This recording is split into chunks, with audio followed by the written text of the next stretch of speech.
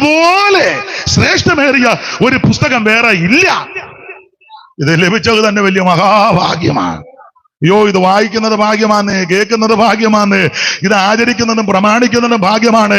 ആ ഭാഗ്യം ഇന്ന് രാത്രി എന്നെ കേൾക്കുന്ന എല്ലാവർക്കും സിദ്ധിക്കുവാൻ ഞാൻ ആത്മാർത്ഥമായി ദൈവത്തോട് പ്രാർത്ഥിക്കുക. അങ്ങനെയുള്ള ഈ പുസ്തകത്തിലെ ഒരു പുസ്തകമാണല്ലോ യോഹന്നാന്റെ സുവിശേഷം. ആ സുവിശേഷ പുസ്തകത്തിലെ 6-ാം അധ്യായത്തിന്റെ 49-50 തിരുവെടുത്താണ് നമ്മൾ വായിച്ചത്. യോഹന്നാന്റെ സുവിശേഷം. ദൈവത്തിന് മഹത്വം. ഇനിയും ചില കാര്യം പറയേണ്ടതുണ്ട്. ഇപ്പൊ ഏകദേശം ചിലർക്ക്, നിങ്ങൾക്ക് എല്ലാവർക്കും അറിയാമെങ്കിലും അറിയാത്ത ചിലർക്ക് ഈ പുസ്തകത്തെ പറ്റി ചെറിയ ഒരു എന്താണ് ഞമ്മ ഇതെന്നതാ എന്നതാണോ കനമുള്ളവരെണ്ണോ അമ്മ ഞാൻ നോക്കിയൊന്നുമില്ല, അങ്ങനല്ല, ഇതിന്നതാണെന്ന് പറഞ്ഞു കൊടുക്കാനായി പറഞ്ഞു തന്നെ. അപ്പോൾ ഇങ്ങനെയുള്ള ഈ പുസ്തകത്തിലെ സുവിശേഷ പുസ്തകം യോഹന്നാന്റെ സുവിശേഷം, അതിന്റെ ഇടയ്ക്ക് കയറി പറയാ എന്തുവാ ഈ സുവിശേഷം? അയ്യോ, സുവിശേഷം മതം മാറ്റമല്ല, സഭ മാറ്റുകയല്ല, സംഘടന മാറ്റുകയല്ല, റോഡ് ഉപരോധിക്കുകയല്ല, റോഡിൽ ആൾക്കാരെ തടയുകയല്ല. എന്റെ ഭാഷയാ, വടിവേള് കറക്കി ആൾക്കാരെ ഇതിനകത്ത് ചേർക്കുന്നതല്ല, പോക്ക് ചൂണ്ടി ഭീഷണിപ്പെടുത്തി മതത്തിൽ ചേർക്കുന്ന മാർഗമല്ല. എന്തെങ്കിലും തരാം ബാ അങ്ങനെയുള്ള മാർഗമല്ലത്. അടുത്ത കാലത്ത് ആരോ പറഞ്ഞെന്ന് കേൾക്കുന്നു, കഞ്ഞിയും കാഴ്ചയൊക്കെ കൊടുത്ത് കൊള്ളാം, ചോറ് കൊടുത്തിട്ട് കേൾക്കുന്നില്ല തള്ള, പിന്നെ ആ കഞ്ഞി.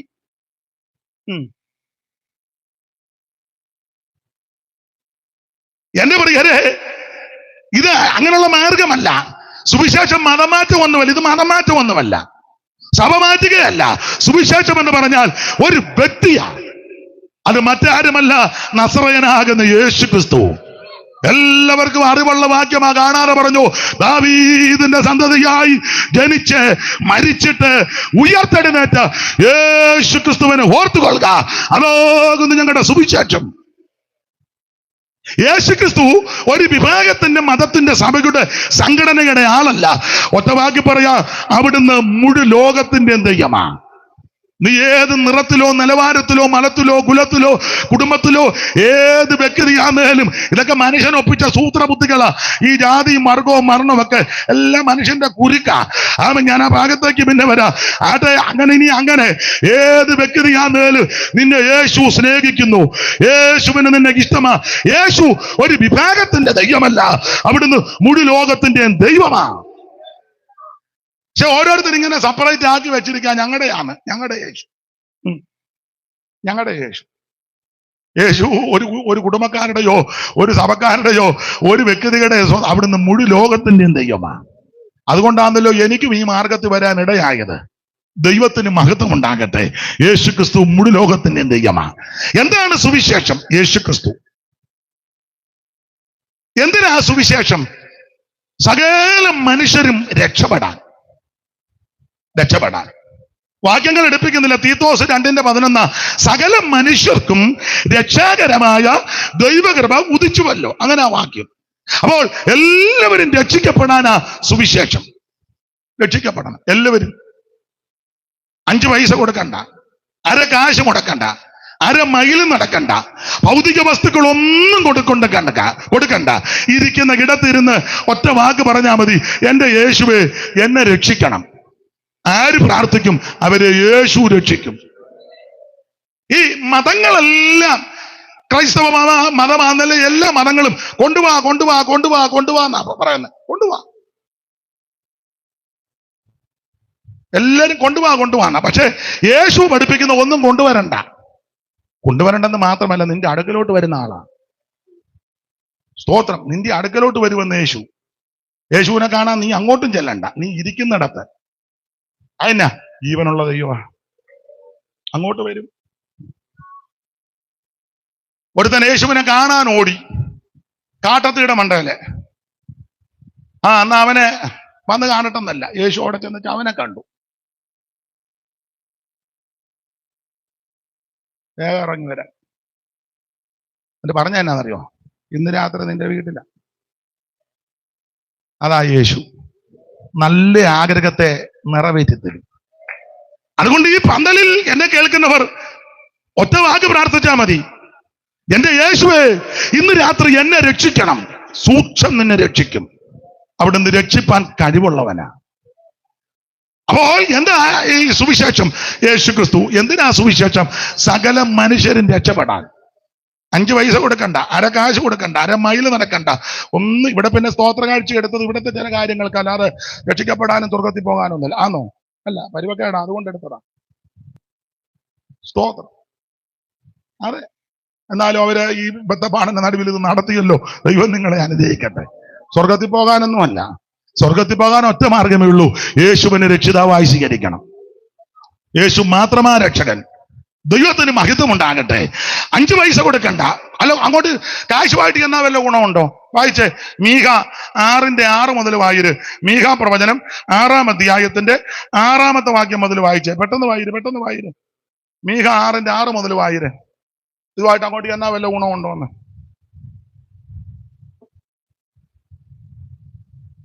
എന്തിയാ മീഖ ഇല്ലേ? ആ കാറ്റ് കൊണ്ട് താള് പറഞ്ഞു പോവാ. എന്തോന്നും കൊണ്ട് ഞാൻ യഹോവയുടെ സന്നിധിയിൽ ചെന്ന്. അങ്ങോട്ട് ചെല്ലുവന്ന്. എന്തോന്നും കൊണ്ട്?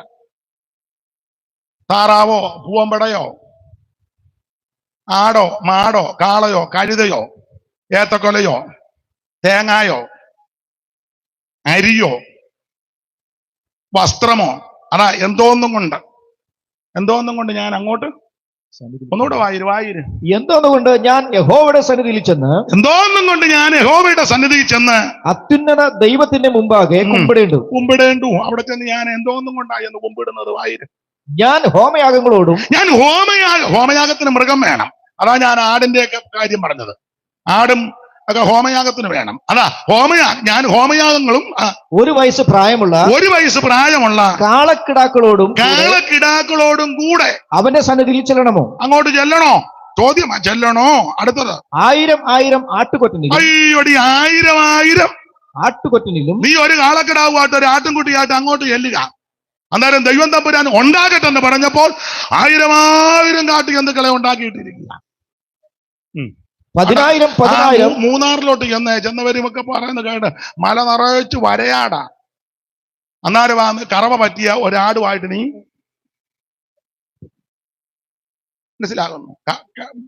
പാലില്ലെന്ന് കിടന്ന് ഞാലുക ദൈവത്തിന് കൊടുക്കാൻ. ഇതൊന്നും അവിടെ ഏക്കുകയല്ല ഉപയോഗിച്ച. വായിര്. 10,000 തൈല നദിയിലും യഹോവ പ്രസാദിക്കുമോ? ഇതിലൊന്നും ദൈവം പ്രസാദിക്കത്തില്ല. നിന്റെ തൈലവും വേണ്ട, പിണ്ണതൈലവും വേണ്ട, ബലാ കുളിച്ചാതിയും വേണ്ട, എണ്ണയും വേണ്ട, കാച്ചിയ എണ്ണയും വേണ്ട, ഒന്നും ദൈവത്തിന് വേണ്ട. അയ്യോ, ഞാന് ഇത് കസ്തൂരി മഞ്ഞളിട്ട് ഒന്നും വേണ്ടെന്ന്. ആടും വേണ്ട, മാടും വേണ്ട, ഒന്നും വേണ്ട. പിന്നെ അടുത്ത വാക്യമായി, എന്റെ അതിക്രമത്തിന് വേണ്ടി ഞാൻ എന്റെ ആദിയാതിനെയും ഞാൻ ചെയ്ത പാപത്തിനു വേണ്ടി എന്റെ ഉദരഫലത്തെയും കൊടുക്കണമോ എന്ന് പറഞ്ഞ നരബലിയും വേണ്ട. ദൈവം പ്രസാദിക്കാൻ നരബലി വേണ്ട. നരബലിയിൽ പ്രസാദിക്കുന്ന ദൈവമല്ല ദൈവം. ആണ്ട എലന്തൂർ ഒരു തള്ള കണ്ടിച്ചു നരബലി. എനിക്കൊന്നും ഇപ്പൊ ജയിലില്ലാന്ന് തോന്നുന്നില്ലയോ? അവരുടെ പേര് ഞാൻ മറന്നുപോയി. എന്തുവാ? ഈ നാശത്തിന്റെ പേര് ഓർക്കാതിരിക്കുന്ന നല്ലത്. എന്തിനാ ഇതിന്റെ വയ്യാവിലിയുടെ ഒക്കെ പേരോർത്തിരിക്കുന്നത്? നരബലി. ഞാനൊരു കാര്യം പറയാം. മതത്തിന്റെ പേര് പറഞ്ഞ്, ദൈവത്തിന്റെ പേര് പറഞ്ഞ്, സഭയുടെ പേര് പറഞ്ഞ്, സംഘടനയുടെ പേരഞ്ഞ് മനുഷ്യനെ കൊല്ലാക്കൊല ചെയ്യരുത്. അക്രമം അടിച്ചുവിടരുത്. എല്ലാവരെയും ബഹുമാനിക്കണം. മനുഷ്യനെ മനുഷ്യനായി കാണണം. ആ ഭാഗത്തേക്ക് ഞാൻ വരാം, സമയമുണ്ടെങ്കിൽ 2 കാര്യം പറയാം. നരബലിയിലൊന്നും ഇഷ്ടപ്പെടുന്നവനല്ല ദൈവം. കുഞ്ഞുങ്ങളെ കൊന്ന പ്രസാദം പ്രീതി ലഭിക്കുകയോ അബദ്ധം കാണിക്കരുത്. ഒരുത്തന്നെ കരുത്ത് കണ്ടിച്ചാൽ ദൈവം പ്രസാദിക്കും. വിഡ്ഢിത്തമൊന്നും കാണിച്ചേക്കരുത്. പിന്നെ എങ്ങനെയാ ദൈവം പ്രസാദിക്കുന്നത്? അടുത്ത വാക്യമായിര്. മനുഷ്യ, അയ്യോ മനുഷ്യ, നീലംപേരിക്കാരെ, എന്നെ കേൾക്കുന്നവരെ ശ്രദ്ധിച്ച് കേക്ക്. അയ്യോ അവിടെ മനുഷ്യ ഞാൻ പറയാ. അയ്യോ നീലംപേരിക്കാരെ, നല്ലത് എന്തെന്ന് അവൻ നിനക്ക് ദൈവം നിനക്ക് കാണിച്ചു തന്നിരിക്കുന്നു. പിന്നെ ന്യായം പ്രവർത്തിപ്പാൻ, ഇതാ ചെയ്യേണ്ടത്, ന്യായം പ്രവർത്തിപ്പാനും ദയാതൽപരനായിരിക്കാനും നിന്റെ ദൈവത്തിന്റെ സന്നിധിയിൽ താഴ്മയോടെ ദൈവഹിതം നടപ്പാനും അല്ലാതെ എന്താകുന്നു യഹോവ നിന്നോട് ചോദിക്കുന്നത്? എന്തുവാ ദൈവത്തിന് ആവശ്യം? നിന്റെ പണവും വേണ്ട, വസ്തുവും വേണ്ട, സ്വോത്രകാഴ്ചയും വേണ്ട, നിന്റെ കാശും പുത്തനും ഒന്നും ദൈവത്തിന് വേണ്ട. അതിനാ ദൈവം ഗതികേട് പിടിച്ചവനല്ല. ദൈവത്തിന് ആവശ്യം നീ നീതി പ്രവർത്തിച്ച് ദയാതൽപരനായി ദൈവത്തെ ഭയപ്പെടണം. അല്ല ദൈവത്തിന് ആവശ്യം. ഒന്നുകൂടെ ആ വാക്യം വായിച്ചേ ദൈവദാസനെ. മനുഷ്യ നല്ലത് എന്നെന്ന് അവൻ നിനക്ക് കാണിച്ചു തന്നിരിക്കുന്നു. ന്യായം പ്രവർത്തിക്കണം. ന്യായമായിരിക്കണം. അതൊക്കെ ചെയ്യണം. ദൈവത്തെ വിളിക്കുക, ദൈവത്തെ ആരാധിക്കുക, ദൈവത്തെ ഭജിക്കുക, ദൈവത്തെ പ്രസാദിപ്പിക്കുക എന്ന് പറഞ്ഞിട്ട് അന്യായത്തിനൊന്നും കൂട്ടു നിൽക്കരുത്. അതിര് മാന്തരുത്. ചിലര് എന്നും രാവിലെ അതിരെ കാണാം. വയ്യ, എന്നാലും ശ്വാസം മുട്ടല. അങ്ങനെ ഉണ്ട്. എനിക്കറിയാം ഒരു വല്യപ്പനെ, ചിലർക്കും അറിയാം. അല്ലെങ്കിൽ അത്തുപോയി ഒരു തോർത്ത് കൊടുത്തോണ്ട് എപ്പോഴും ഒരു 2 പൂമരശന്റെ കമ്പും കാണും. ഇത് തന്നെ പണി. വേറൊരു തള്ളാനെ എനിക്കറിയാം. വീടൊന്നും സ്ഥലമൊന്നും പറയുന്നില്ല. അവരുടെ സൂത്രം എന്നാന്ന് ചോദിച്ചാൽ നടക്കാൻ മേല കൂനിയായിരിക്കും, എന്നാലും അതിരെ വന്നേച്ച് ഈ പിണ്ടി അങ്ങോട്ട് ഇറക്കി വെച്ച് കമ്പ് ഇങ്ങനെ ചായച്ചു വെക്കും. 2 ദിവസം കഴിയുമ്പോൾ പിണ്ടി അങ്ങോട്ട് താഴെ വീടും. ഉടനെ ആ പിണ്ടി അവിടെ എടുത്ത് വെച്ചേച്ച് കമ്പ് കുത്തും. അപ്പൊ ഇച്ചിരി കിട്ടി. മനസ്സിലായില്ല. അതിന്റെ വലിയ സൂത്രം ചെയ്ത് വെച്ചിരിക്കുന്നവരാ ഇതിനകത്ത്. പിന്നെ ഞാൻ പിണ്ടിയുടെ കാര്യം പറയുന്നത്. നീ ന്യായം പ്രവർത്തിക്കണം. സഹോദരങ്ങൾക്ക് എന്തെങ്കിലും കൊടുക്കാനുണ്ടെങ്കിൽ കൃത്യം കൊടുക്കണം. ചേട്ടനോ അനിയനോ എഴുത്തിക്കോ അനിയത്തിക്കോ പെങ്ങക്കോ ഒക്കെ കൊടുക്കാനുള്ളത് ഭാഗോടം പഠിക്കേ കൃത്യമായിരിക്കണം. പുസ്തകം അങ്ങനെ പഠിപ്പിക്കുന്നത്. അപ്പൻ ചാകാറായി കിടന്ന് ഇങ്ങനെ ചരിഞ്ഞു കിടന്നപ്പോ കുറുക്കൊഴിച്ചു കൊടുത്തപ്പം വലത്തെ വിരൽ പിടിച്ച് അമുക്കി ഒപ്പേ. എന്നിട്ട് വെണ്ടർ കുഞ്ഞുഞ്ഞിനോട് പറഞ്ഞു പെട്ടെന്ന് എഴുതിക്കോളാൻ. കള്ളയാധാരം പോക്കുവരത്തും ചെയ്ത് നിന്നെ ദൈവം വിടുകയല്ല. നീ ഉപവദിച്ചാലൊന്നും ദൈവം കേൾക്കുകയല്ല, പ്രാർത്ഥിച്ചാലും കേൾക്കത്തില്ല. ഇതെല്ലാം ചെയ്ത് വെച്ച് പറയാം ഞാൻ ഈ പ്രാവശ്യം 50 ബൈബിൾ കൊടുക്കുന്നത്. എന്നാത്തിന്? ഈ ചെയ്ത് ചെയ്തേച്ചോ. 21 ഇരിക്കുക. എന്തിനാടാ ഇങ്ങനെ കഞ്ഞിയും വെള്ളം കുടിക്കാതിരിക്കുന്നേ? മിണ്ടുന്നില്ലല്ലോ. ഇളക്കമെല്ലാം തീർന്നെന്ന് തോന്നുന്നു. ന്യായം പ്രവർത്തിക്കണം. നിന്റെ കൈ വെടിപ്പായിരിക്കണം. കയ്യിലെ അകൃത്യം ഒന്നും കാണരുത്. ദയാതൽപരനായിരിക്കണം. ദയ മനുഷ്യനോട്, സഹജീവികളോട്, സഹാനുഭൂതി, അയലത്തുകാരോട്, സ്നേഹിതരോട്, വേണ്ടപ്പെട്ടവരോട്, സമൂഹത്തോട് ഒക്കെ നമുക്ക് പ്രതിബദ്ധത വേണം. ദയ വേണം. വേണ്ടേ? ചില പെന്തിക്കോസുകാരും ചില ക്രിസ്ത്യാനികളും, എല്ലാരും അല്ല, ചിലര് വാക്യം എഴുതി വെച്ചിരിക്കുക. നമ്മൾ പോകുമ്പോ കാണാം, യഹോവയാൽ അനുഗ്രഹിക്കപ്പെട്ടവനെ എങ്ങനെ എന്തിന് പുറത്ത് നിൽക്കുന്നു. അന്ന് അങ്ങോട്ട് ചെല്ലാന്ന് വെച്ചപ്പം ഗേറ്റേലെ പട്ടിയുണ്ട്, സൂക്ഷിക്കുക. എന്തിനാടാ ഇത് 2 കൂടെ എഴുതി വെച്ചേക്കുന്നേ? ഒന്നെങ്കിൽ പട്ടി ഉണ്ടെന്ന് എഴുതി വെക്കണം, ഇല്ലെങ്കിൽ യഹോവയാൽ അനുഗ്രഹിക്കപ്പെട്ടവനെ വെടിവെക്കുകയും തല്ലിക്കൊല്ലുകയും ചെയ്യുന്നേ. ഭിക്ഷക്കാരൻ വന്നാൽ പോലും 10 രൂപ കൊടുക്കാത്ത 6 പിശുക്കന്മാര് ഇതിനകത്തും കാണും. ഇതിപ്പോ കണ്ടിട്ട് എനിക്ക് ചിലരെ ഡൗട്ട് ഉണ്ട്. ഉള്ളതുപോലെ പറയണമല്ലോ. ദയ വേണേ, ദയ വേണം. നമ്മുടെ വീട്ടിൽ രാവിലെ ഒരാൾ വന്നാൽ നമ്മുടെ കേരളത്തിലെ ഇപ്പോഴത്തെ രീതി അനുസരിച്ചാ ഒരു കട്ടൻ കൊടുക്കുക എന്നുള്ളത് സാമാന്യ മര്യാദപ്പെട്ടതാ. ചെല്ലി ചോദിക്കും, കുടിച്ചാച്ചായിരിക്കും വന്നല്ലയോ? ചെല്ലി പറയുന്നതാണ്, ഞങ്ങൾ കട്ടൻ കുടിച്ചതേ ഉള്ളൂ. ചെല്ല് വേണ്ടായിരിക്കും അല്ലയോ? കൊടുക്കാൻ മനസ്സുള്ളവൻ ഇതൊന്നും അല്ല പറയുന്നത്. കൊടുക്കാൻ മനസ്സുള്ളവൻ ചോദിക്കും, മധുരം ഉപയോഗിക്കുമോ? അപ്പൊ അവന് വേണ്ടെങ്കിൽ പറയും, ഞാൻ ഒരെണ്ണം കുടിച്ചേച്ചാ വന്ന വേണ്ട. ഉപയോഗിക്കുമെങ്കിൽ ഉപയോഗിക്കും, ഇല്ലെങ്കിൽ ഇതാ അതിന്റെ സാമാന്യ മര്യാദ. ആർക്കും ഒന്നും പിടി കിട്ടുന്നില്ല. ഞാൻ ആ ഭാഗം അങ്ങ് വിടുക. ദയൊക്കെ ഉണ്ടായിരിക്കണേ. ദയ, നിന്റെ ദയ ജീവനേക്കാൾ നല്ലത്. അവിടുത്തെ ദയ ഉള്ളത് കൊണ്ടാണ് ഇന്ന് രാത്രി ഞാനും നിങ്ങളും ആയുസോട് ഇവിടെ ഇരിക്കുന്നത്. മനസ്സിലായോ? ദയ ഉള്ളത് കൊണ്ടാ, അവിടുന്ന് ദയ തോന്നിയത് കൊണ്ടാ. വിലാപങ്ങളിലെ വാക്യം നമുക്കറിയാം, നാം മുടിഞ്ഞു പോകാതിരിക്കുന്നത് ദൈവത്തിന്റെ ദയ. കാത്ത കൃപയിൻ കാലം മുഴുവൻ നീ കൈവിടാതെന്നെ കൺമണി പോലെ. കാത്തു കൃപയിൻ കാലം മുഴുവൻ നീ കൈവിടാതെന്നെ കൺമണി പോലെ. കലങ്ങിയുള്ളം തീറും നേരം കലങ്ങിയുള്ളം തീറും അരികിൽ വന്നേവി ആശ്വാസം അരികിൽ വന്നേവി മമ മണാള വിപ്രേമത്താലേ മമ മണാള വിപ്രേമത്താലേ നിറയും നേയുള്ള ചേർന്ന് പാട്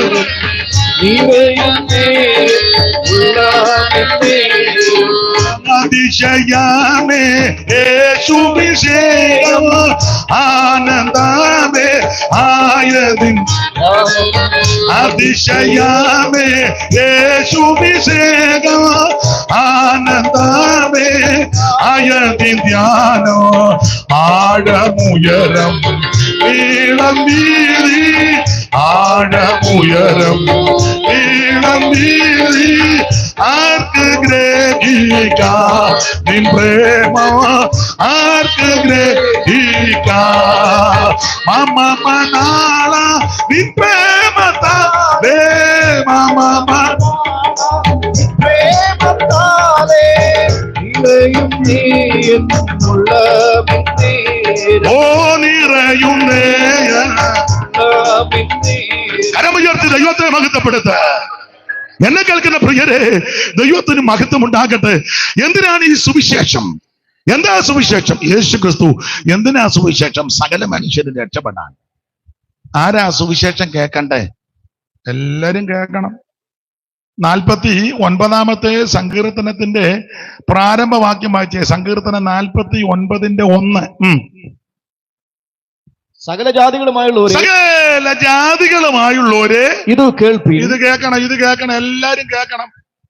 ഒരു ഏരിയ മാത്രം കേട്ടാ പോരാ, കുറച്ചു പേര് മാത്രം കേട്ടാ പോരാ, ഒരു വിഭാഗക്കാര് മാത്രം കേട്ടാ പോരാ, സകല മനുഷ്യരും ഇത് കേൾക്കണം. അതിന് അങ്ങനെ എഴുതിയേക്കുന്നത് സകല മനുഷ്യർ ഇത് കേൾക്കാൻ.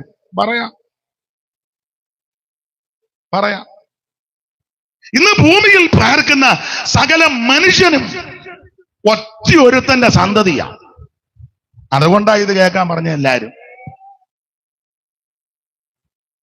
ഈ പന്തലിരിക്കുന്നവരും ഈ നെല്ലമ്പേരി പഞ്ചായത്തിലുള്ളവരും ആമേൻ, അല്ല കാവാലം പഞ്ചായത്തിലും വെളിയനാട് പഞ്ചായത്തിലും എല്ലാം, ഈ കുട്ടനാട്ടിലും അല്ല കേരളത്തിലും ഇന്ത്യയുടെ എല്ലാ സ്റ്റേറ്റിലും ലോകത്തിലെ എല്ലാ രാജ്യങ്ങളിലും ഈ ഭൂമിയിൽ മനുഷ്യനായിട്ട് ജീവിക്കുന്ന സകല എണ്ണോ ഒറ്റ ഒരുത്തന്റെ സന്തതിയാണ്.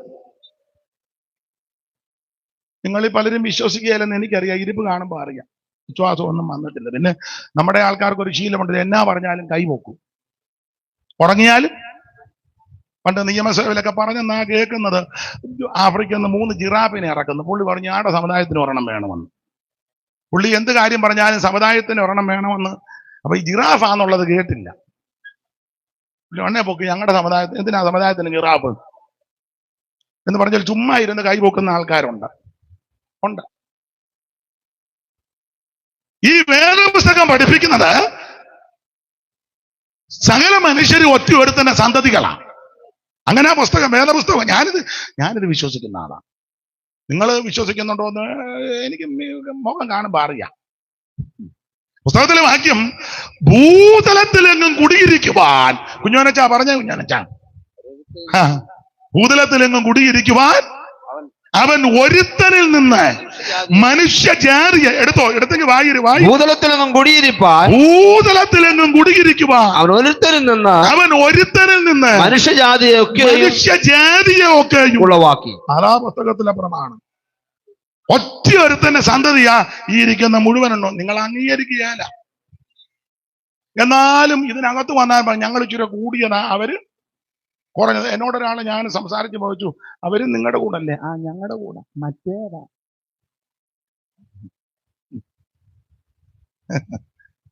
ഇവനെയൊക്കെ എന്നാ ചെയ്യാനാ? നമ്മളൊന്നും ചെയ്യണ്ട, പുള്ളി ചെയ്യാനുള്ളതല്ല അവിടെ ഒരുക്കുന്നുണ്ട്. എവിടാന്ന് ഞാൻ പിന്നെ പറയാം.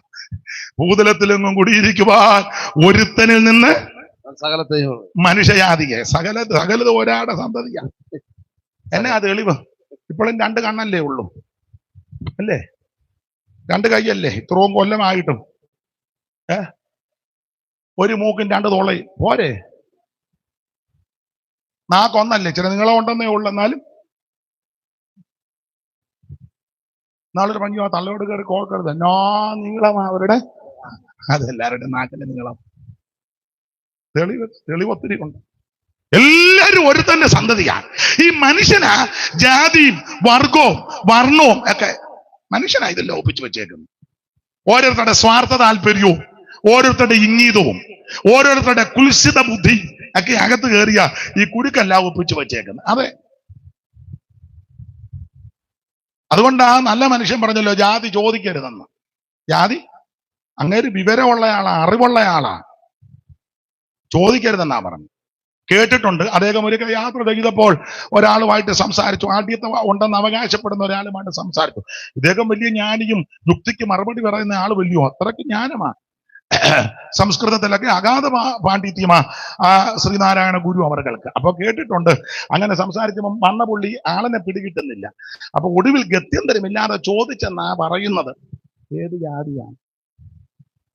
അപ്പോൾ ആ മനുഷ്യൻ തിരിച്ച് അങ്ങോട്ട് ചോദിച്ചു, കണ്ടിട്ട് എന്നാ തോന്നുന്നു. അപ്പൊ ചോദിച്ച പുള്ളി പറഞ്ഞു, കണ്ടിട്ട് പിടികിട്ടുന്നില്ല. എന്നാ ഇനി പറഞ്ഞാലും പിടികിട്ടുകയല്ലെന്ന് പറഞ്ഞു.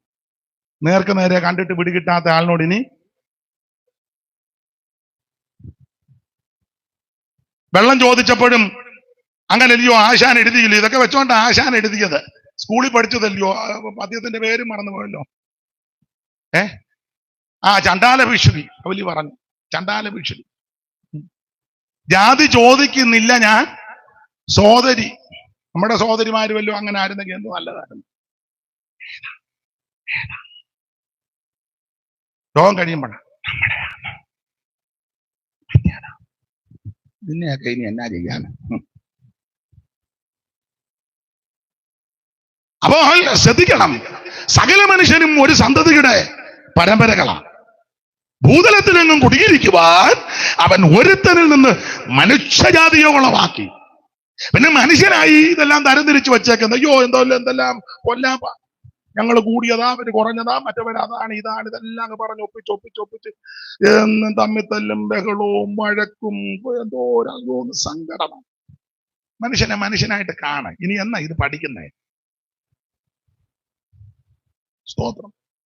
പണ്ട് എനിക്ക് തോന്നുന്നു സർവേപ്പള്ളി രാധാകൃഷ്ണനാന്ന് തോന്നുന്നു, എസ് രാധാകൃഷ്ണൻ സർവേപ്പള്ളി പുള്ളിയാ ഒരിക്കൽ പറഞ്ഞത്, ഈ മനുഷ്യനെ മൃഗത്തോട് തുലനം ചെയ്യരുതെന്ന്. മനുഷ്യനെ അതിനാന്ന് ചോദിച്ചാൽ പറഞ്ഞു, മൃഗത്തിന്റെ സ്റ്റാൻഡേർഡ് പോകുമെന്ന്. അതാ മനുഷ്യനെ നിങ്ങൾ മൃഗവുമായിട്ട് താരതമ്യപ്പെടുത്ത, അയ്യോ അതന്നെ മൃഗത്തിന്റെ സ്റ്റാൻഡേർഡ് പോകും. അതിനാ പുള്ളി അപ്പോ ഒന്ന് രണ്ട് കാര്യം പറഞ്ഞു. അല്ല ഇപ്പം വിവരിക്കാൻ നേരമില്ല.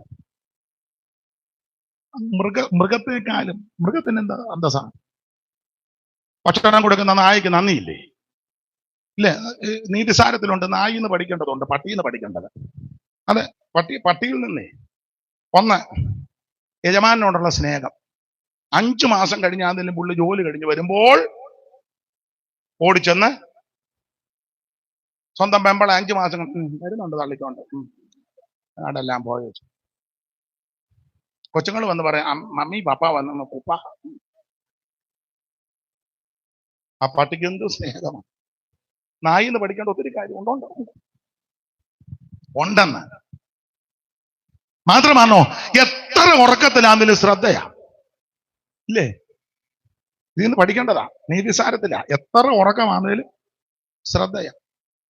നമ്മുടെ വീട്ടിലോ സൂസമ്മ എന്ന് പറഞ്ഞ് വിലക്ക് ചുറ്റും അവസാനം ജനലിൽ ടീറ്റിച്ചു.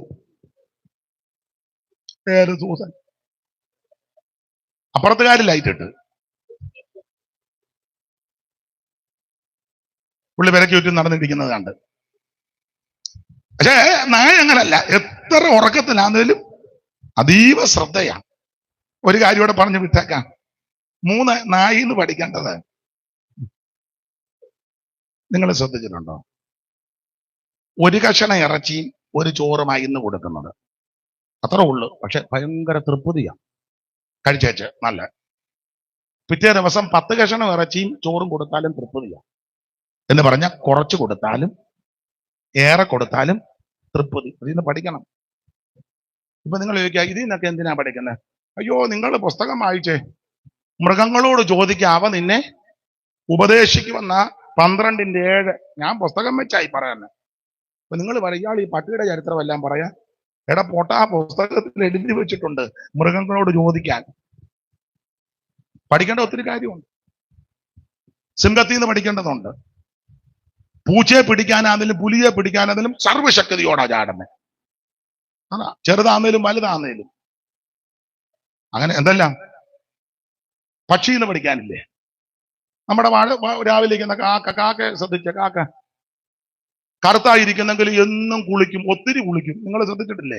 എവിടെ വെള്ളം കണ്ടാലും കാക്ക അസമം കൊക്ക അങ്ങനെ.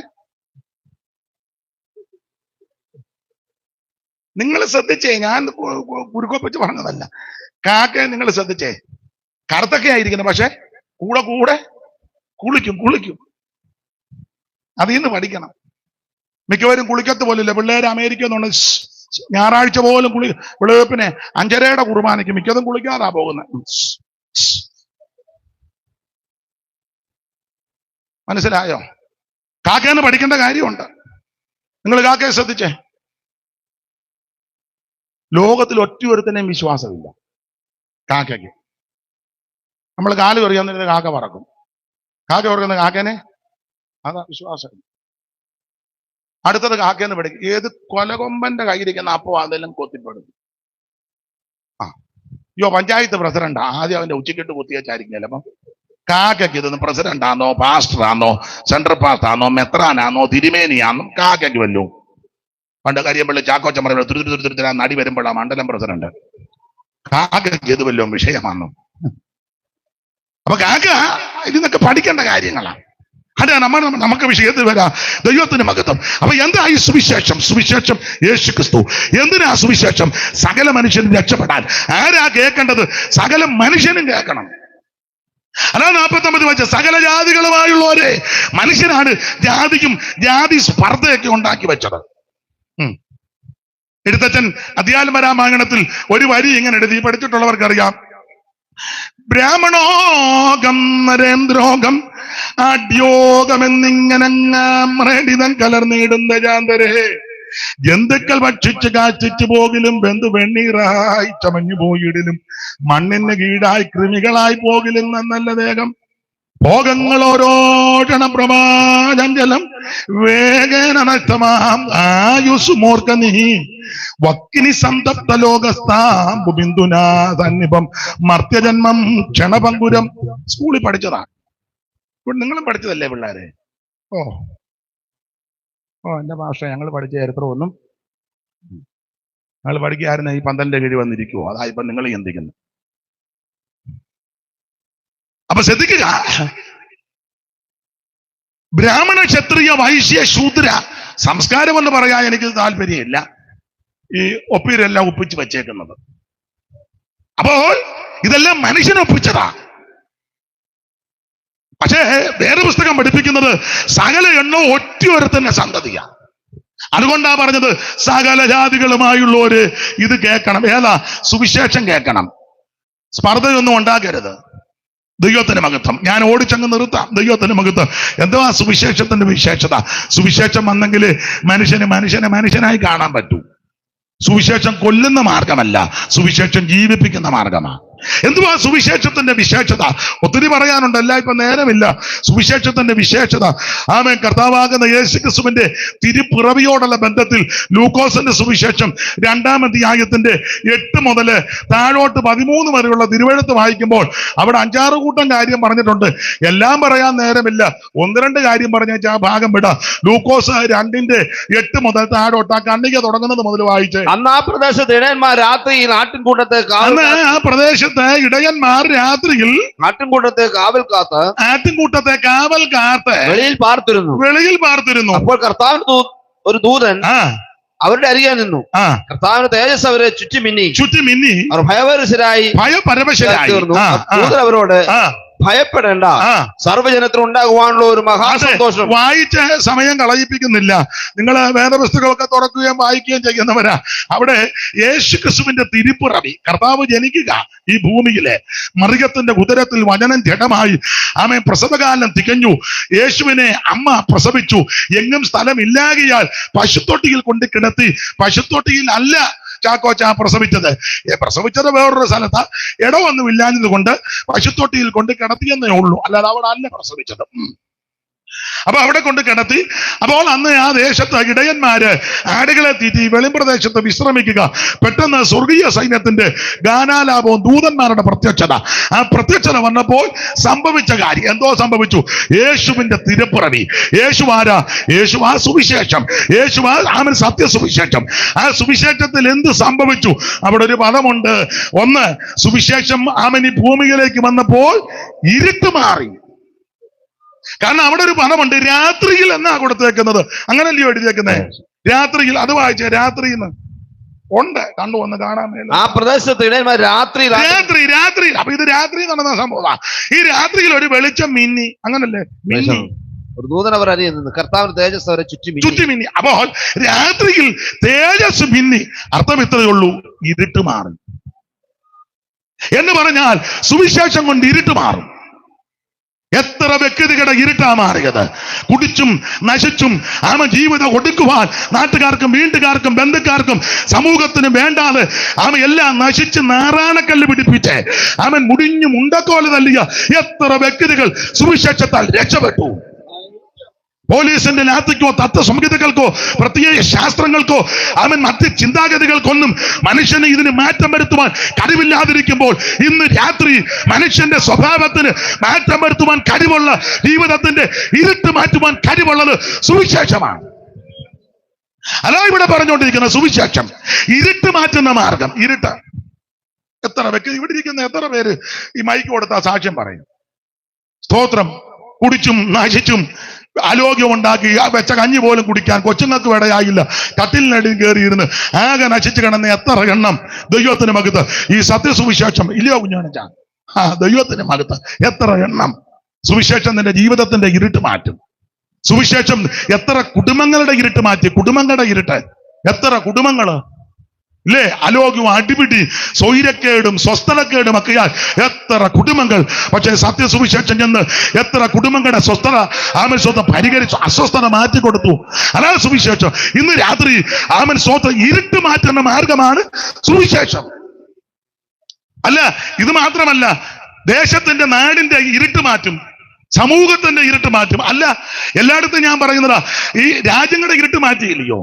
എന്തിനാ ദൂരോട്ട് പോകുന്നത്? അമേരിക്കയിലെ, ഉഗാണ്ടയിലെ, ഓസ്ട്രേലിയയിലെ കാര്യം അവിടെ നിൽക്കട്ടെ, ഇവിടുത്തെ കാര്യം പറയുക. ഈ കൊച്ചു കേരളം നല്ലതാ. ഈ കേരളത്തിന്റെ ഇരുട്ട് മാറ്റിയില്ലേ? ഇപ്പോഴും അത്ര പൂർണ്ണമായിട്ട് മാറിയെന്നൊന്നും ഞാൻ പറയുന്നില്ല, നിങ്ങൾക്കറിയാം. എന്നാലും ഒത്തിരി വ്യത്യാസം വന്നു. ഇരുട്ട് മാറ്റി. അതെന്നാ പറയാം. ഒരു കാലത്ത് കേരളത്തിൽ അയിത്തം അതൊരു ഇരുട്ടാ. പട്ടിക്കും പന്നിക്കും എല്ലാം വഴിയിൽ കൂടെ നടക്കാം, മനുഷ്യന് നടക്കാൻ മേല. ആണെന്ന് പട്ടിക്കും പന്നിക്കും എല്ലാം വഴിയിൽ കൂടെ നടക്കാം. ഒരു കാലത്ത് മനുഷ്യർക്ക് എല്ലാ വഴിയിൽ കൂടെ നടക്കാനൊക്കത്തില്ല. നീലമ്പേരി അമ്പലത്തിനോട് ചേർന്ന് എല്ലാവർക്കും നടക്കാൻ പറ്റുമായിരുന്നോ?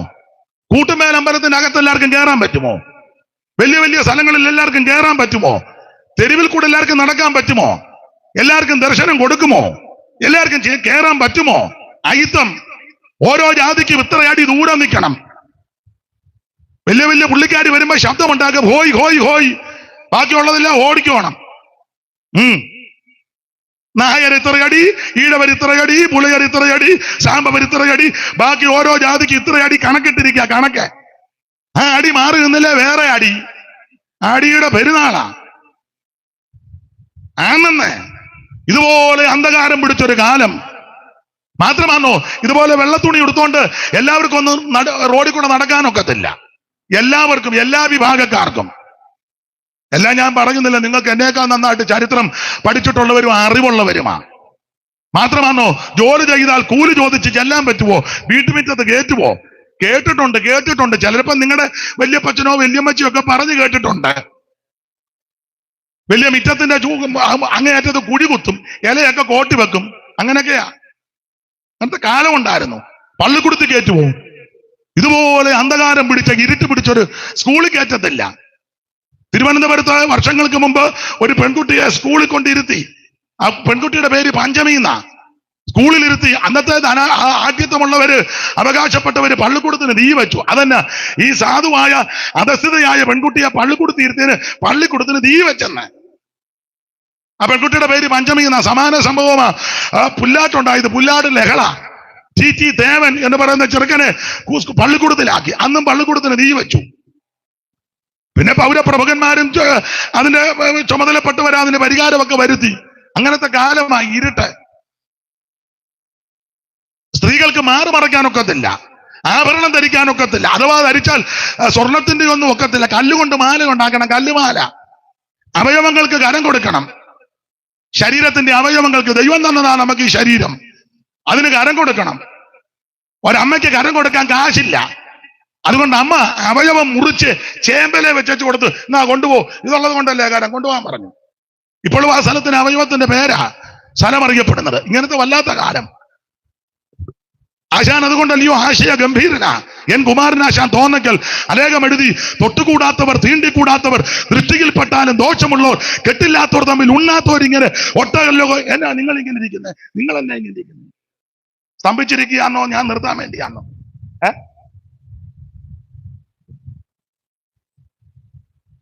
ആശാൻ എഴുതിയില്ലയോ? അയിത്തമുള്ള കാലമാ. പേരൊന്നും ഞാൻ വെളിപ്പെടുത്താൻ തുനിയുന്നില്ല. ആമ ഈഴവ സമുദായത്തിൽപ്പെട്ട ഒരു പ്രഗത്ഭനായ മനുഷ്യൻ, അന്നത്തെ കാലത്ത് പ്രഗത്ഭന. പക്ഷേ സ്ത്രീകൾക്ക് മാറുമറയ്ക്കാനോ നല്ല വസ്ത്രം ധരിക്കാനോ ഒക്കത്തില്ല. ആ സഹോദരി റൗക്ക എന്നാ പറയുന്ന, റൗക്ക മേടിച്ചു. അമ്മായിയമ്മ പറഞ്ഞു, എന്റെ കുഞ്ഞെ ഇതിട്ടോണ്ട് വെളിയിലിറങ്ങരുതെന്ന് പറഞ്ഞു. കൊല്ലും. ഭർത്താവ് വന്നപ്പോ പറഞ്ഞു കൊടുത്തു. അദ്ദേഹം പറഞ്ഞൊരു കാര്യം ചെയ്യ്, ഇഷ്ടപ്പെട്ട് മേടിച്ചതല്ലേ, രാത്രിയിൽ അത് ധരിച്ചോണ്ട് പെരക്കാത്തൊക്കെ നടക്കാൻ. വെളിയിലിറങ്ങിയാ കൊല്ലും ആൾക്കാര്. എന്തിനാ? ആലുമൂട്ടി ചാനാര്, പള്ളിപ്പാടിനടുത്ത് മുട്ടം, കരിപ്പുഴനങ്ങോട്ട് ആലുമൂട്ടി ഈഴവ സമുദായത്തില് പ്രമാണിയ ആലുമൂട്ടി ചാനാര്. അന്നത്തെ കാലത്ത് കാറുണ്ടായിരുന്നു. കേരളത്തിൽ ആദ്യം കാറ് വാങ്ങിച്ച ആളാ. നമുക്കൊന്നും നമ്മുടെ വല്യപ്പന് പോലും അന്ന് കാറില്ല, ഒരുത്തർക്കും ഇല്ല. കേരളത്തിൽ ആദ്യം കേൾക്കുന്നുണ്ടോ വല്ലോ? യോടി,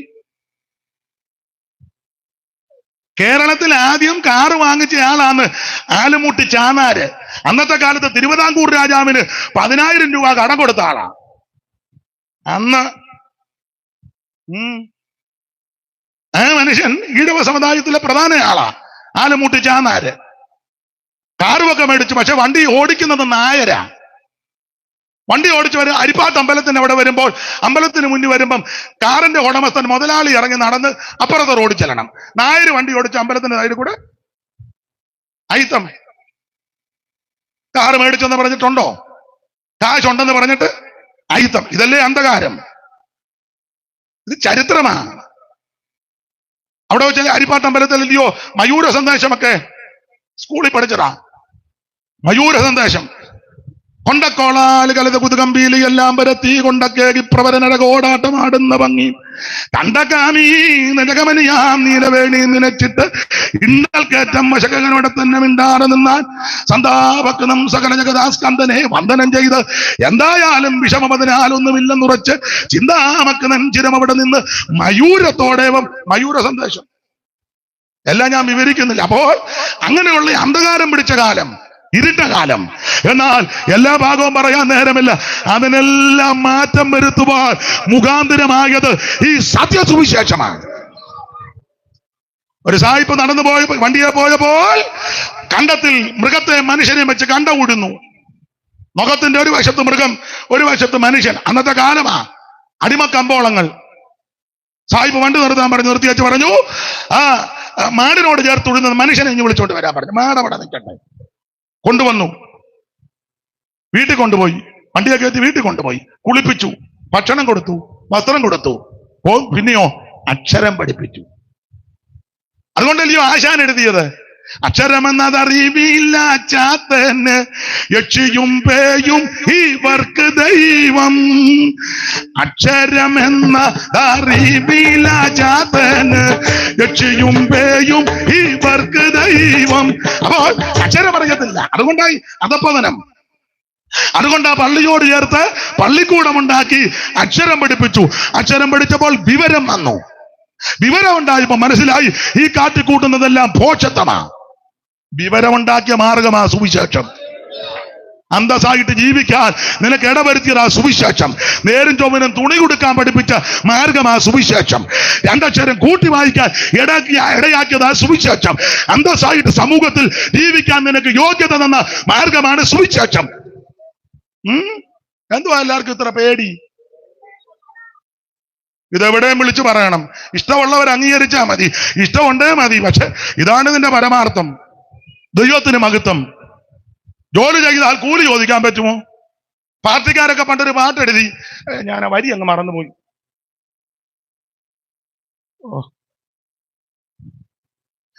ജോലി ചെയ്തു വിയർപ്പൊഴുക്കി കൂലി ചോദിച്ചാലുടനെ പോകണമെന്നോതുവതും ശരിയോ തെറ്റോ? ജോലി ചെയ്തു വിയർപ്പൊഴുക്കി കൂലി ചോദിച്ചാലുടനെ പോകണമെന്നോതുവതും ശരിയോ തെറ്റോ? ഇത് ശരിയോ തെറ്റോ?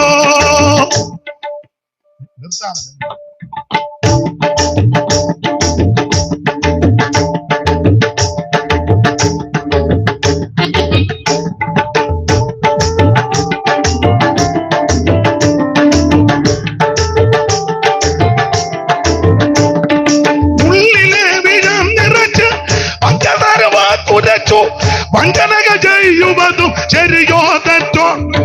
പ്രേമമെന്ന പോര് ചൊല്ലി മാനമുള്ള പെണ്ണുങ്ങളെ പെരുവഴിയിലാക്കിടുന്നത് ശരിയോ തെറ്റോ?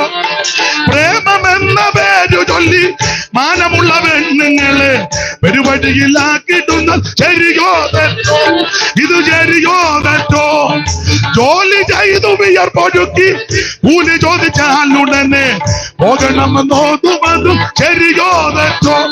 ഇത് ശരിയോ തെറ്റോ? അപ്പോൾ ജോലി ചെയ്ത് കൂലി ചോദിക്കാനൊക്കത്തില്ല. അത്ര അന്ധകാരമായിരുന്നു അന്ന്. വീടുകളിൽ കയറാനൊക്കത്തില്ല. നല്ല പാത്രത്തിൽ ഭക്ഷണം കൊടുക്കുകയല്ല. കെട്ടില്ലാത്തോർ തമ്മിൽ ഉണ്ണാത്തോരിങ്ങനെ ഒട്ടല്ലകോ ജാതി കോമരങ്ങൾ. അപ്പൊ ഇതിനെല്ലാം മാറ്റം വരുത്തുവാൻ ചരിത്രം പഠിക്ക്. ചുമ്മാ കിടന്ന് അലറാതെ, ചീത്ത പറയാതെ, തെറി പറയാതെ, തോക്കുമ്പോ ഉടനെ ആവശ്യമില്ലാത്ത വിളിച്ചു പറയരുത്. ചരിത്രം പഠിക്കണം. ചരിത്രം അറിയാവുന്നവരോട് ചോദ്യം. ഇതിനൊക്കെ മുഖാന്തരമാണ് ഈ സുവിശേഷമാണ്. ആണെന്ന് ആശുപത്രി ചെന്നാൽ പരിശോധിക്കുവോ? ഇപ്പോഴല്ല, പണ്ട്. ഇപ്പം വീട്ടിൽ വന്ന് പരിശോധിക്കുക. ബിസിനസ് അല്ലേ? ഇപ്പൊ എല്ലാം പാക്കേജാ. ചുമ്മാ ഇരിക്കുന്ന കറിയാച്ചനും പോവുക ചെക്കപ്പ്. ഒരു കുഴപ്പമില്ലായിരുന്ന ആളാ. പിള്ളേർ ഇച്ചിരി കാശ് കൊടുത്തിട്ടുണ്ട്, അതിന് ചുമ്മാ ഇരിക്കുമ്പോ എവിടെ പോവാ? ചെക്കപ്പ്. അവിടെ ചെന്നപ്പോ മുഴുവൻ സർവത്ര രോഗം. അതെ, പണ്ട് കാലത്ത് എല്ലാരും ഒന്നും പരിശോധിക്കത്തില്ല. കാശുള്ളവരെയും കുലീനന്മാരെയൊക്കെ ഡോക്ടർമാര് പരിശോധിക്കും. അയിത്തമല്ലേ, അയിത്തം കുടല് വെച്ച് പരിശോധിക്കണ്ടേ, ദേഹത്ത് തൊടണ്ടേ? അത് കൊള്ളുകയില്ല. അപ്പൊ അവരെയൊക്കെ ഒരു മൂല മാറ്റി നിർത്തുകയോ ദൂരെ നിർത്തും. അവരെ ഇങ്ങനെ നോക്കി വെച്ച അവർക്ക് ആ പരിശോധനയുള്ളൂ. എല്ലാം കലക്കി വെച്ചേക്ക. കലക്കി കണ്ടിട്ടില്ലേ പണ്ട് തള്ളമാരെല്ലാം വലിയ മണ്ണെണ്ണക്കുപ്പി ആയിട്ടാ ചെല്ലുന്നത്. 10 കുടം കൊള്ളുന്നത് കോരി നിറച്ചു കൊടുക്കുക. അവിടെ മുതലേ തള്ള കുടിച്ചോണ്ട് പോവുക. ചിലതൊക്കെ രക്ഷപ്പെടും.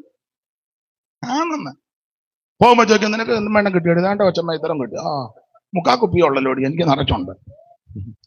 പണ്ട് കാലവേ അവിടെ മുതൽ കുടിയോട് കുടിയാ. എല്ലാരെയും ഒന്നും പരിശോധിക്കത്തില്ല. പിന്നെ ഇതിങ്ങനെ പേര് കിട്ടുന്ന മരുന്ന് യവന്മാര് വേറെ മറച്ചു വെക്കും. അപ്പൊ നമ്മുടെ അവിടെ ഒരു അച്ചായനൊരു പാട്ടെഴുതി. ഏതാ? ചിങ്ങവനത്തെ പാടട്ടെ.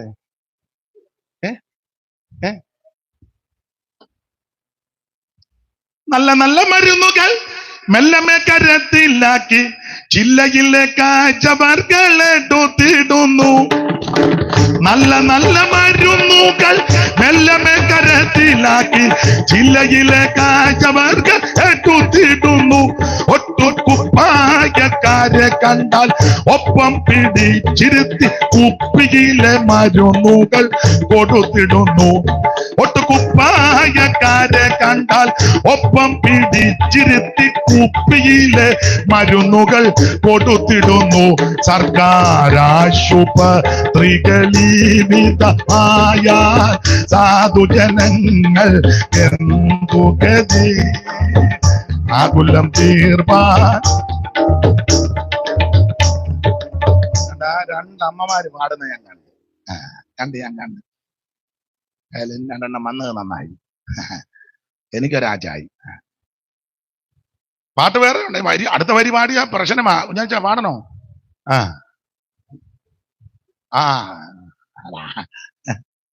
പാടണമെന്നോ? പ്രശ്നമാ. പിന്നെ അപ്പൊ ഈ മറ്റുള്ളവർ എന്നാ പരിശോധിക്കത്തില്ല, പിന്നെ ആര് എന്നാലാ പരിശോധിക്കുന്നത്? പുള്ളി മനോവേദനയ്ക്ക് എഴുതിയതാ. പുള്ളി ഒരു വരി എഴുതി, കെട്ടുപ്രായം തികയാത്തരുണ്ണിമാർ വന്നിടുമ്പോൾ മട്ടുമാറി എഴുന്നേക്കും പരിശോധിക്കും. അത് വേറെ പരിശോധനയാ. ബാക്കി ഞാൻ പാടുന്നില്ല, വെറുതെ എന്തിനാ. അപ്പൊ ആയുധമുള്ള കാലം, വഴി നടക്കാനൊക്കത്തില്ല, വെള്ള വസ്ത്രം ധരിക്കാനൊക്കത്തില്ല. അയ്യോടി എന്തിനാ ദൂരം? ഞാൻ എല്ലായിടത്തും പറയുന്ന കാര്യം ഒന്നുകൂടെ ആവർത്തിക്കുക. ഇതുപോലെ വെള്ളത്തുണി എന്റെ വല്യപ്പന്റെ അപ്പൻ ഉടുക്കാനൊക്കത്തില്ലായിരുന്നു ഒരു 110 കൊല്ലം മുമ്പ്. പറഞ്ഞിട്ട് കാര്യമൊന്നുമില്ല. എന്റെ വല്യപ്പന്റെ അപ്പന് ഇതുപോലെ വെള്ളത്തുണി ഉടുത്തോണ്ട് നടുറോഡിൽ കൊടുന്ന് നടക്കാൻ ഒക്കത്തില്ലെന്ന് നടക്കുകയില്ല, നടത്തിക്കുകയില്ല. അപ്പൊ അതിന് മാറ്റം വന്നത് സുവിശേഷം. ഇപ്പത്തെ ഞാൻ വെള്ളത്തുണി ഇതാന്ന് ഇഷ്ടം പോലെ ഉണ്ട്, എല്ലാം കൂടെ 10-15 മീറ്റർ കാണും. അതിന്റെ എല്ലാം കേട് തീർത്താ ഞാന്. പിന്നല്ലാതോ. എന്നോട് ഒരാൾ ചോദിച്ചു എന്തിനാ ഇതിന്? ഞാൻ പറഞ്ഞത് ഇതൊക്കെ ആടാ ഇച്ചിരൂടെ കിട്ടിയാ കൊള്ളാന്ന് ഓർത്ത് ഞാൻ നടക്കുക.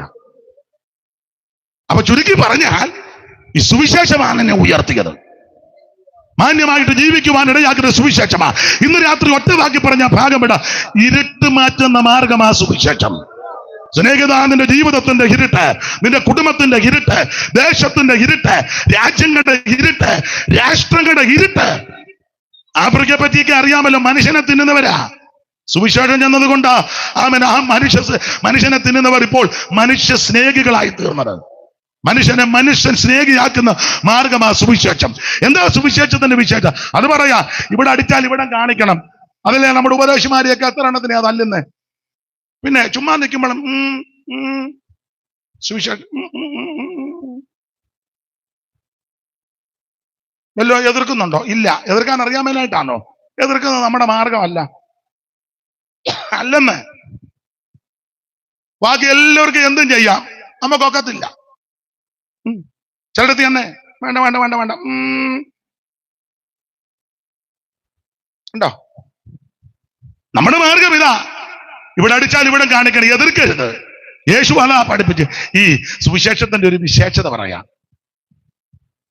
മറ്റ് മാർഗങ്ങൾ പലതും കൊന്ന് ആൾക്കാരെ കൊന്ന് വളർന്നതാ. സുവിശേഷം ചത്ത് വളർന്നതാ. എത്ര രക്തസാക്ഷികൾ! ആണ്ടൊരു മിഷണറിയെ 2 പിള്ളേരെ ചുട്ടുകൊന്നില്ലേ? ഇതായി മാർഗം.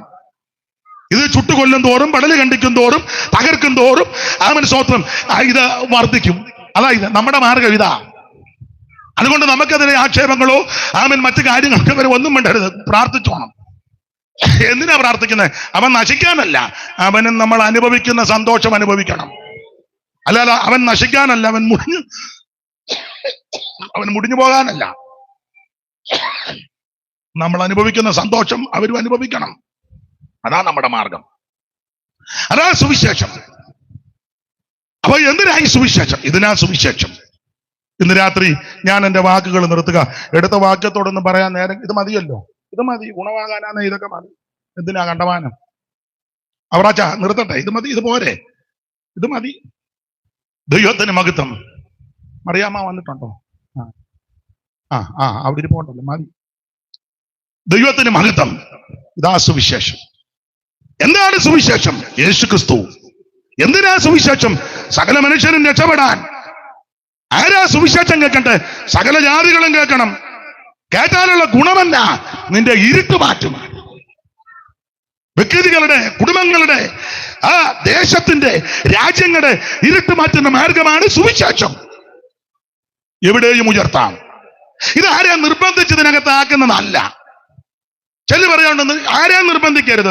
കാശ് തരാം, വീട് തരാം, ബാത്റൂം പണിത് തരാം, 2 മുറിയും ചായപ്പും ഇറവാരോ അങ്ങനൊന്നും ഇവിടെ ആരെയും പറഞ്ഞു കൂട്ടുകയല്ല. അങ്ങനെ ആരെങ്കിലും പറഞ്ഞിട്ടുണ്ടെങ്കിൽ അവൻ ഏതാന്ന് എന്നോടും കൂടെ പറയണം. അങ്ങനെ വല്ലതും പറഞ്ഞ് നീ വന്നിട്ടുണ്ടെങ്കിൽ ഇന്ന് രാത്രി നീ തിരിച്ചും പൊക്കോണം. ചുമ്മാ കുത്തിയിരിക്കരുത്.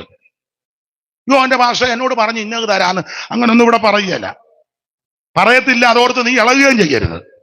ഇത് കാശ് കൊടുക്കുന്ന മാർഗമല്ല. കാശും കഞ്ഞിയോ പുത്തനോ ഒന്നും കൊടുക്കുന്ന മാർഗമല്ലെന്ന്. അങ്ങനൊന്നും വലുത്. അങ്ങനൊക്കെ ആരെങ്കിലും വന്നിട്ടുണ്ടെങ്കിൽ ഇന്ന് രാത്രി തിരിച്ചു പൊക്കോണം. ഇത് ആത്മരക്ഷയുടെ മാർഗമാ.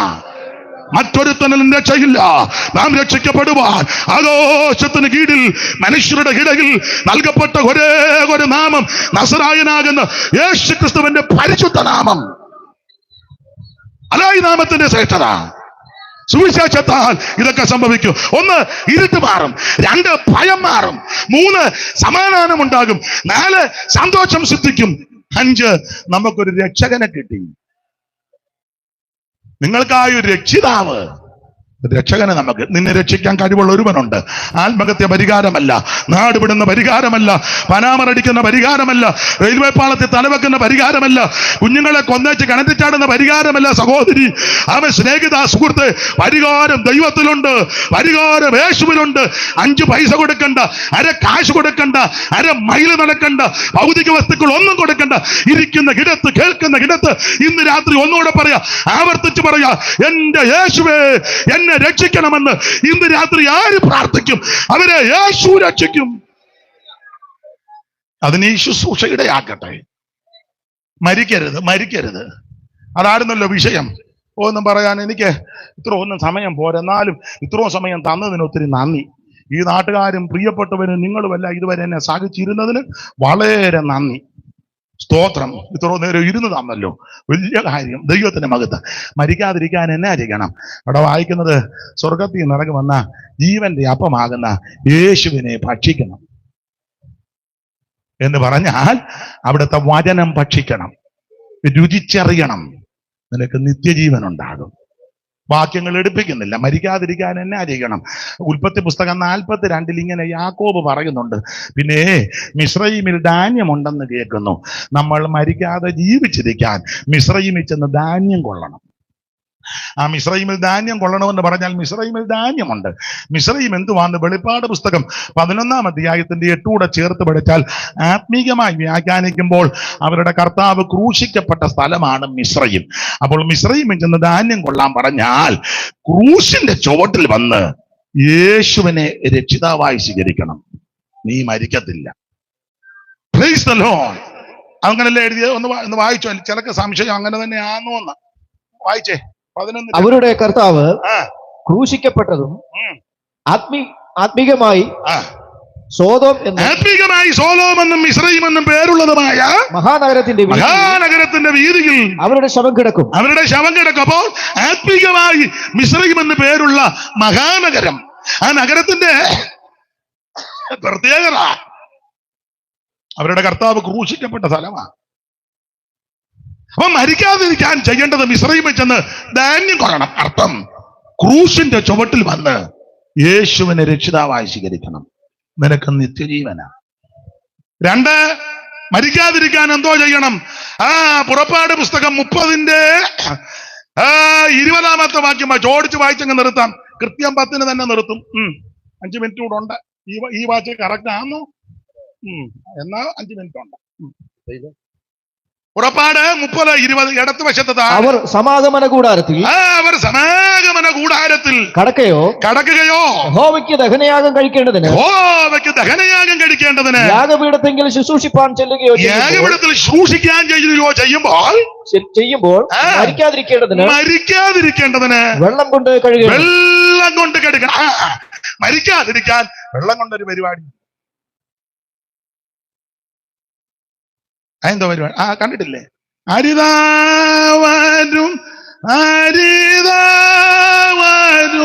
യേശുരക്ഷക നല്ലയോ പരമോന്നതൻ സ്നാനമേ കൂവാൻ യോർദാൻ.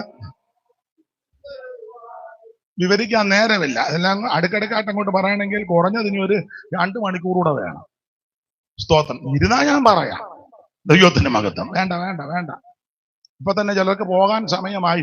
പോകാൻ എന്നാന്നറിയാമോ? അത് പറയാം. വീട്ടിൽ നിന്ന് ഇറങ്ങി പറഞ്ഞു യോഗത്തിന് ഇടയ്ക്ക് എഴുന്നേക്കരുത്. അയാൾക്ക് ബോധമൊന്നും ഉള്ളവനല്ല. അയാൾ വല്ലോ അതാ കുഞ്ഞുമനിച്ചാൻ ആദ്യം 3 പ്രാവശ്യം ഓങ്ങി എഴുന്നേക്കാൻ. പിന്നെ എന്നെ കണ്ടു, എനിക്ക് മനസ്സിലായി. പിന്നെ പ്രായമുള്ള ആളല്ലേ.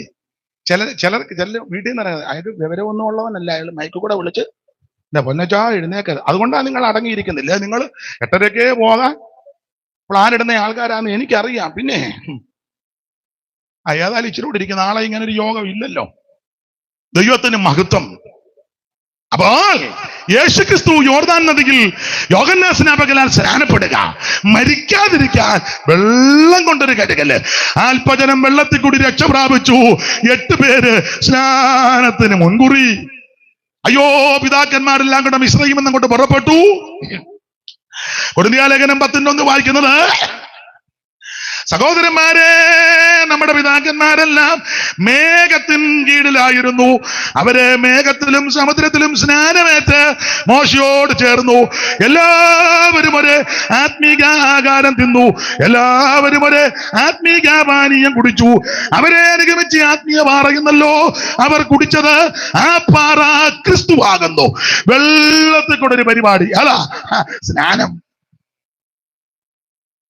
പാപ്പച്ചാ, ചാകാതിരിക്കാൻ ജീവൻ ടോൺ അല്ല, ബൂസ്റ്റ് ഒന്നും ചാകാതിരിക്കാനുള്ള കാര്യമായി പറഞ്ഞു തരുന്നേ. ദൈവത്തിന് മകത്ത് ഒന്ന്, ക്രൂശിന്റെ ചുവട്ടി വന്ന് യേശുവിനെ രക്ഷിതാവായി സ്വീകരിക്കണം. 2, വെള്ളം കൊണ്ട്, അതൊക്കെ ഞാൻ പിന്നെ പറയാം, സമയം എടുത്ത് പറയേണ്ടതാ. ദൈവത്തെ സ്നാനമോ ജഡത്തിന്റെ അടുക്ക് കളയാനില്ല, അതിന് സോപ്പും ഒക്കെ ഉണ്ട്, ബോഡി വാഷും ഒക്കെ ഉണ്ട്. ഇത് ദൈവത്തോട് ചേരാനാ, യേശുവിനെ ധരിക്കാനാ, യേശുവിനോട് ചേരാനാ. അവിടുത്തെ മരണ അടക്ക പുനരുത്ഥാനത്തോട് ഏകീഭവിക്കുന്നതാ. അത് ചെയ്തേ ഒക്കൂ. ഇനി മരിക്കാതിരിക്കാൻ എന്തോ ചെയ്യണം? ഒരു 2 കാര്യം പറഞ്ഞ് നിർത്തുക, അന്നേരം സമയമാകും, നിർത്തുക. പുറപ്പാട് പുസ്തകം തന്നെ 28-ാം അധ്യായത്തിന്റെ 35 വായിച്ചേ. 28-35 പെട്ടെന്ന്. ശുശ്രൂഷ ചെയ്യുകയിൽ അഹരോൻ അത് ധരിക്കണം. എന്ത് ധരിക്കണം? 31 വായിരേ.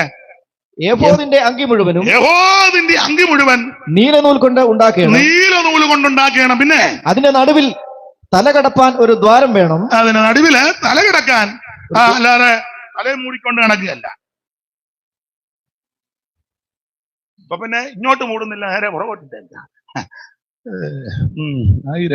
ദ്വാരത്തിനും നെയ്ത്ത് പണിയായ ഒരു നാട ചുറ്റിലും ഉണ്ടായിരിക്കണം. പിന്നെ അത്